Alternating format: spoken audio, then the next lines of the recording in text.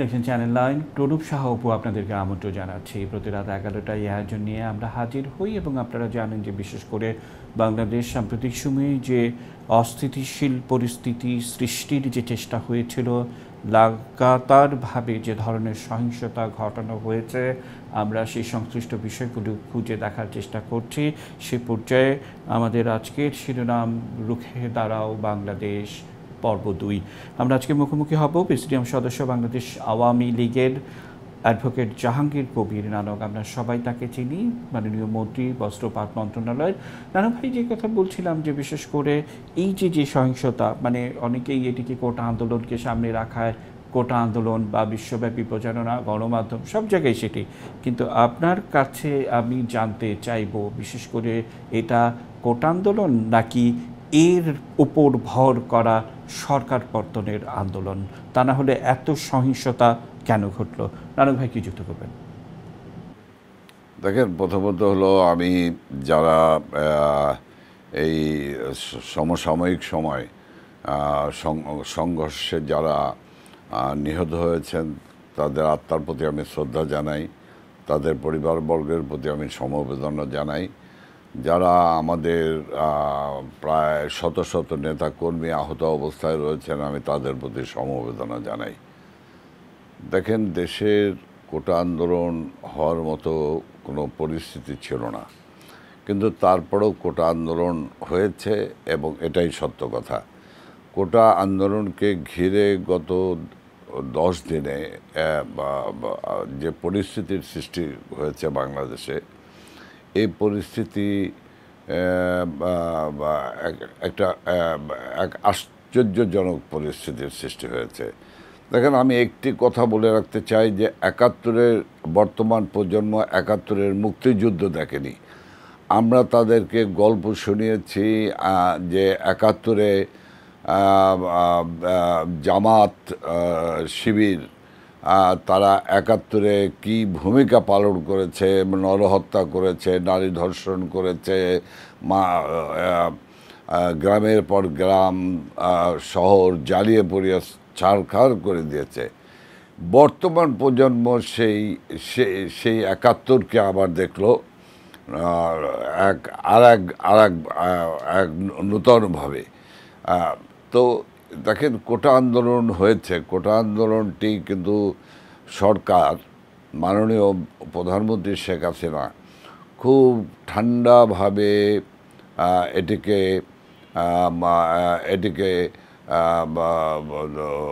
Handle করেছেন।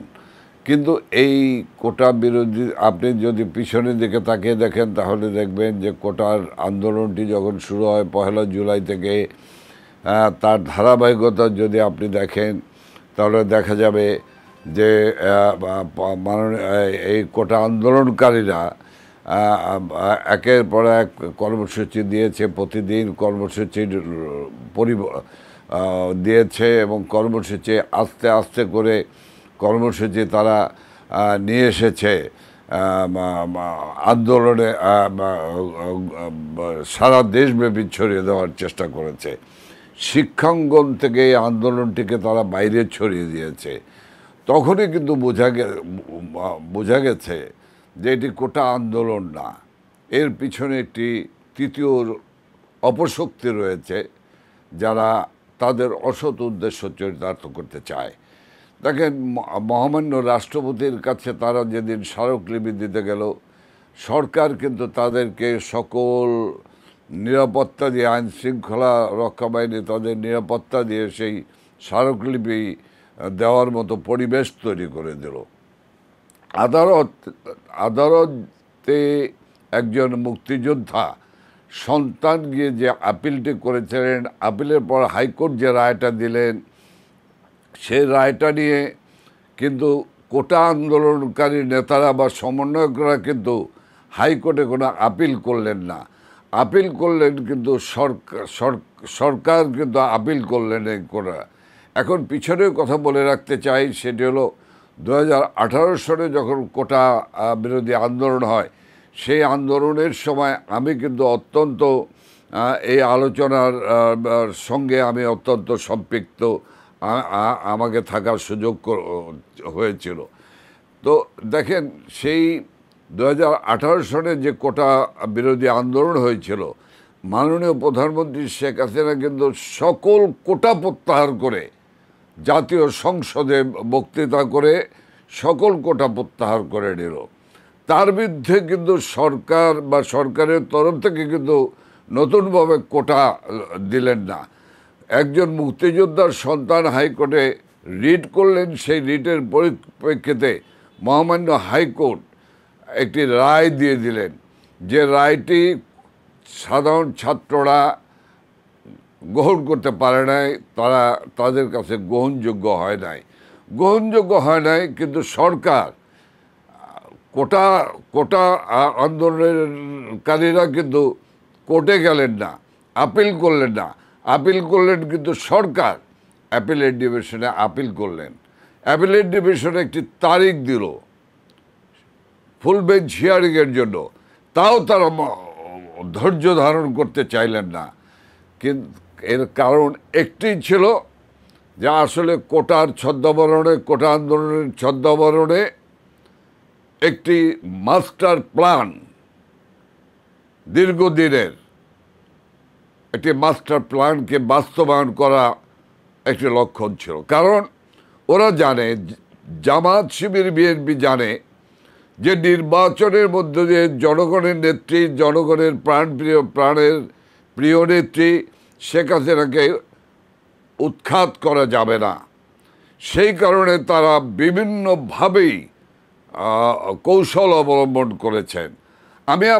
আমি আজকে বলতে পারি যে এই ঢাকা মহানগরীতে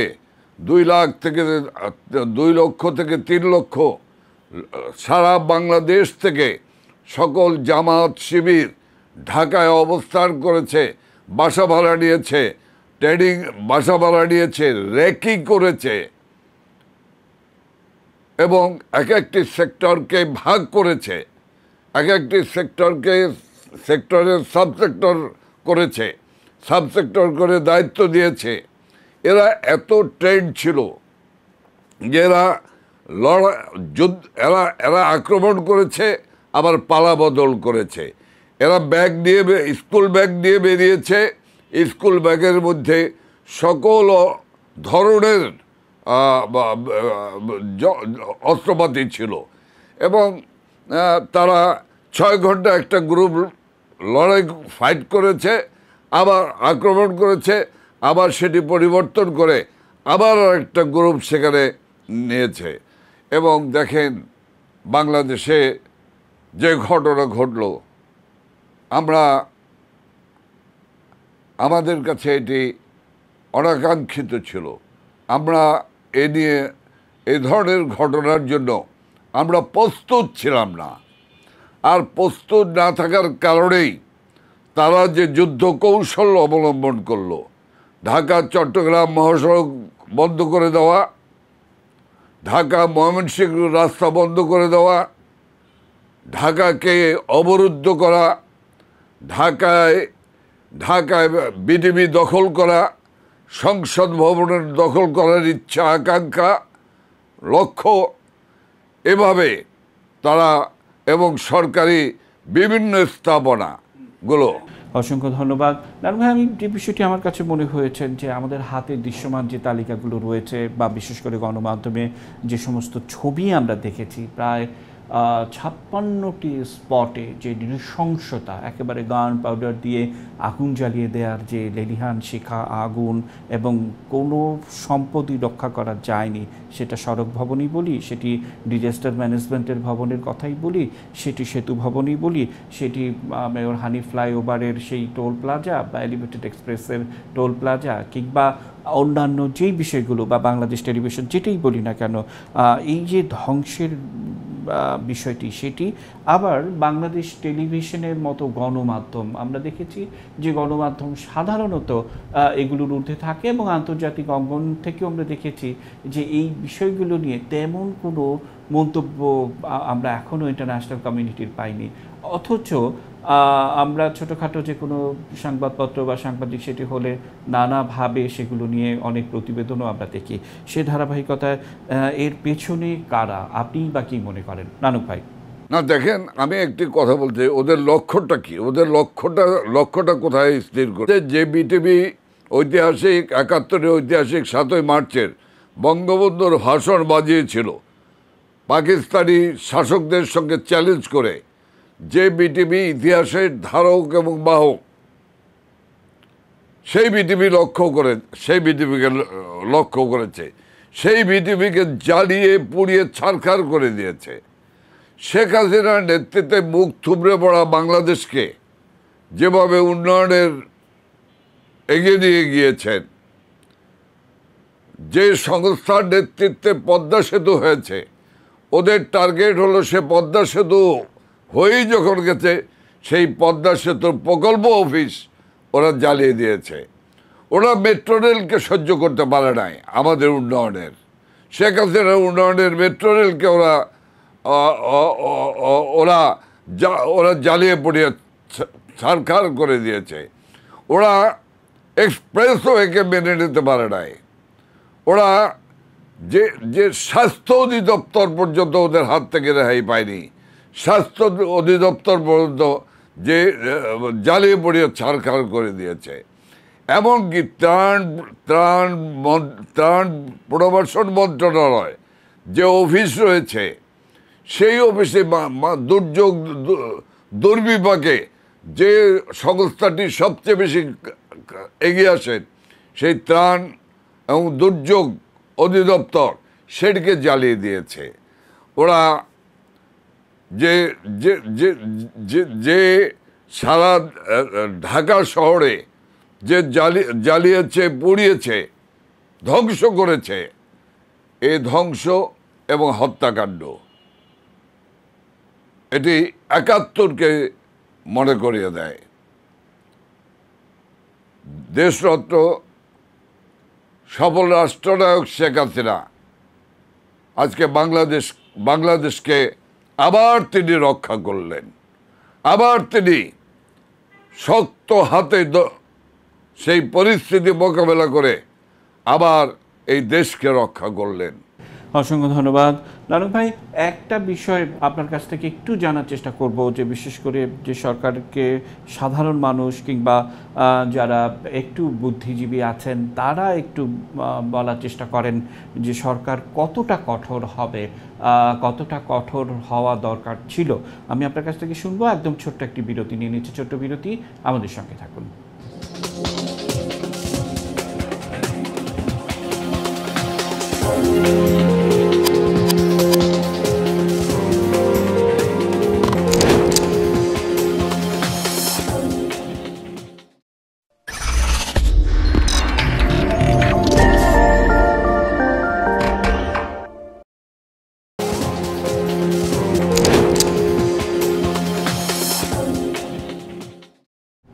দেখছেন চ্যানেল 9। বিরতির পর আবারও প্রণব সাহাপু আপনাদেরকে আমন্ত্রণ জানাচ্ছি। রুখে দাঁড়াও বাংলাদেশ আমাদের শিরোনাম।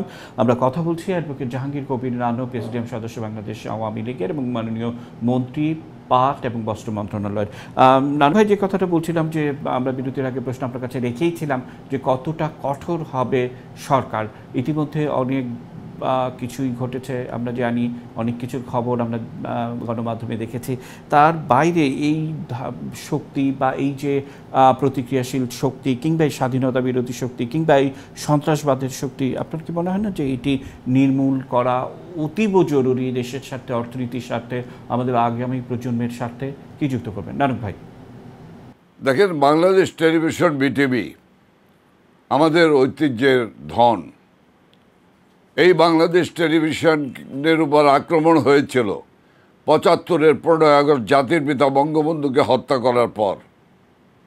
১৫ই আগস্ট এই বিটিভিতে হামলা করা হয়েছিল। এই বিটিভি আমাদের দেশের স্বাধীনতা মুক্তিযুদ্ধ থেকে শুরু করে একটি ঐতিহাসিক দায়িত্ব পালন করেছেন। এই বিটিভি একটি রাষ্ট্রীয় সম্প্রচার কেন্দ্র এবং আমাদের ইতিহাস ঐতিহ্যের ধারক বাহক। এর আর্কাইভটি পর্যন্ত এরা ধ্বংস করেছে। এরা দেখবেন বিটিভিতে বঙ্গবন্ধুর উপরে যে মিউজিয়ামটি ছিল, সে মিউজিয়ামটিকে ওরা আঘাত করেছে, ধ্বংস করেছে ওরা। ওরা বাংলাদেশে টেলিভিশনের যে সেই 52 বছর আগের যে টেলিভিশন, সেই টেলিভিশন থেকে আজকে পর্যন্ত টেলিভিশনের যে উন্নয়ন, এই টেলিভিশনের যে মিউজিয়াম ছিল সেই মিউজিয়ামটাকে ধ্বংস করেছে। কি কারণে? লক্ষ্য একটি ছিল, এই টেলিভিশন কেন্দ্র বিটিভিকে দখল করে এখান থেকে সম্প্রচারের দায়িত্ব তারা নিয়ে এখান থেকে অপপ্রচার চালাবে, এখান থেকে নির্দেশনা চালাবে এবং বাংলাদেশকে একটি অস্থিতিশীল পরিস্থিতি তৈরি করে জননেত্রী প্রধানমন্ত্রী শেখ হাসিনার সরকারকে উৎখাতের জন্য ওরা বারবার চেষ্টা করেছে বিভিন্ন সময় এই সরকারকে, শেখ হাসিনাকে উৎখাত করার জন্য।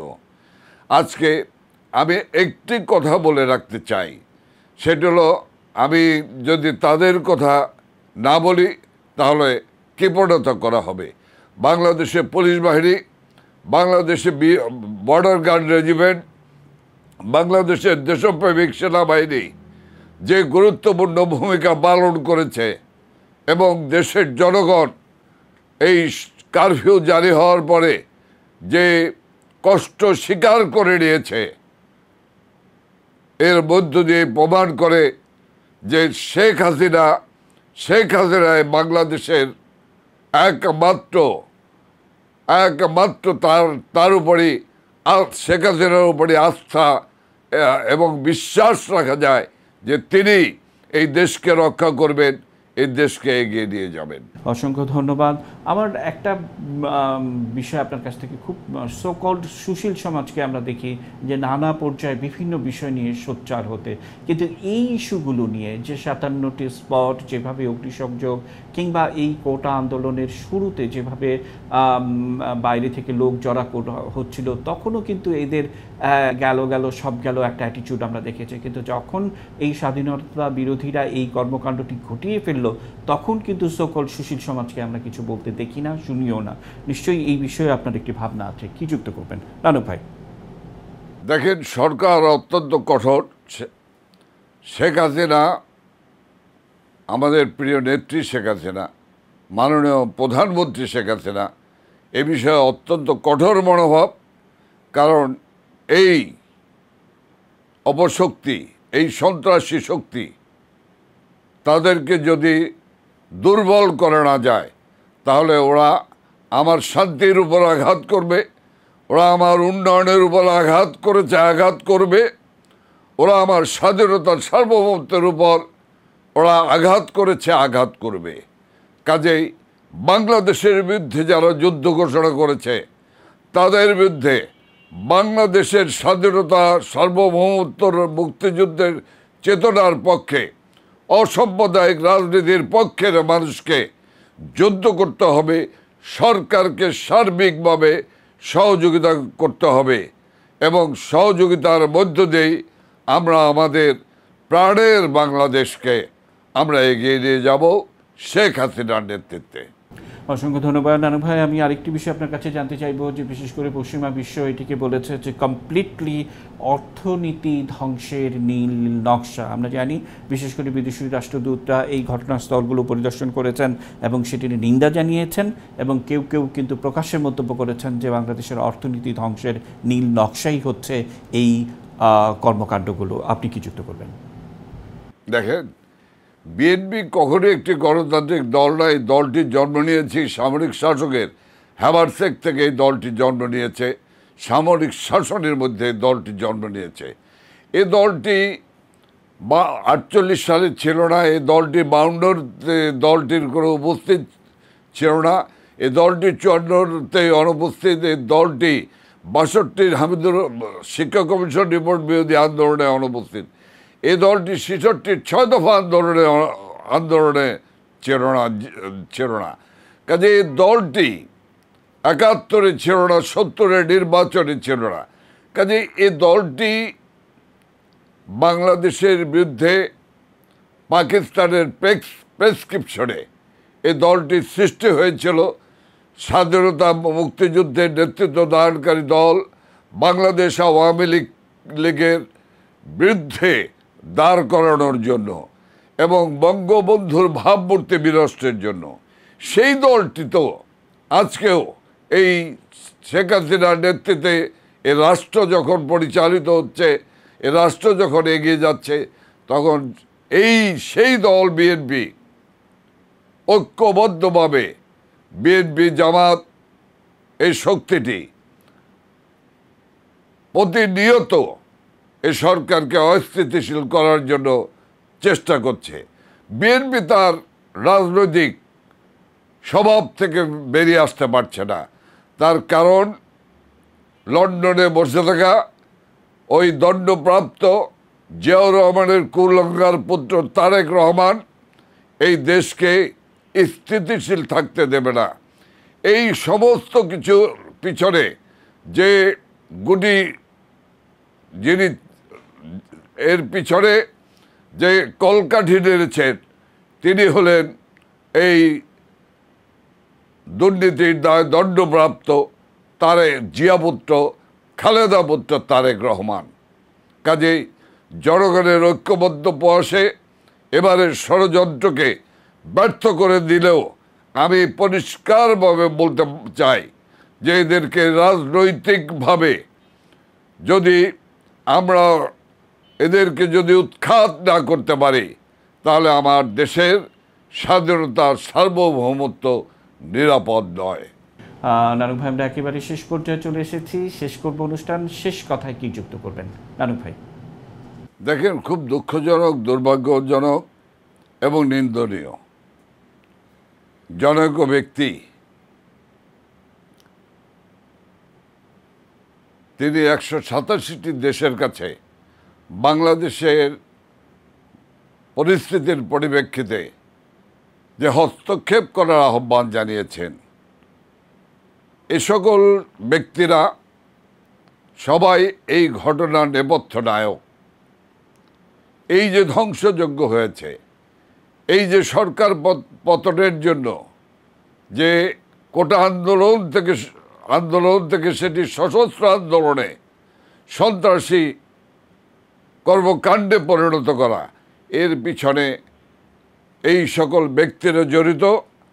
এই সব ব্যক্তিরাই কলকাঠির নেড়েছেন, এরাই নেপথ্য নায়ক।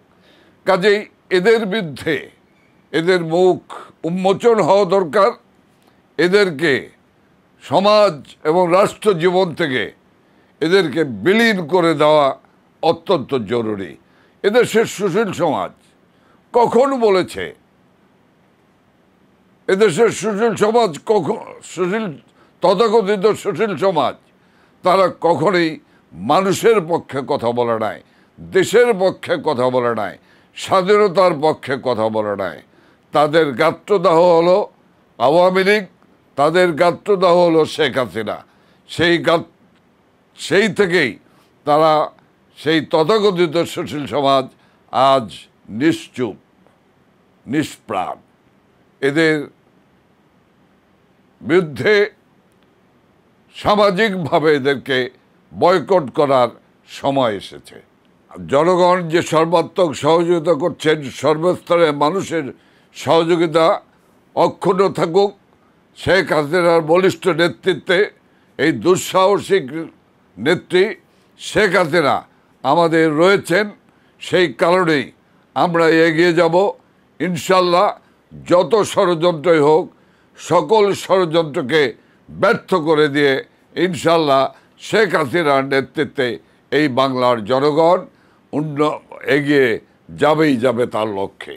আমাদের আজকে সময় এসছে সমগ্র জাতিকে ঐক্যবদ্ধভাবে প্রতিরোধ করার, ঐক্যবদ্ধভাবে প্রতিক্রিয়াশীল অপশক্তিকে প্রতিরোধ করা। সেই আহ্বান জানিয়ে আমি আমার বক্তব্য শেষ করছি। জয় বাংলা, জয় বঙ্গবন্ধু। নানু ভাই, অসংখ্য ধন্যবাদ এবং কৃতজ্ঞতা আমাদের সাথে যুক্ত হওয়ার জন্য। আবারও দেখা হবে আমাদের অন্য নিয়মিত আয়োজনে। সে পর্যন্ত ভালো থাকবেন এবং আমাদের সঙ্গেই থাকবেন। দর্শক, এই ছিল আমাদের আজকের আয়োজন। রবি থেকে বৃহস্পতি রাত 11টায় এই আয়োজন নিয়ে আমরা হাজির হই। আজ বিদায় নিচ্ছি। শুভরাত্রি।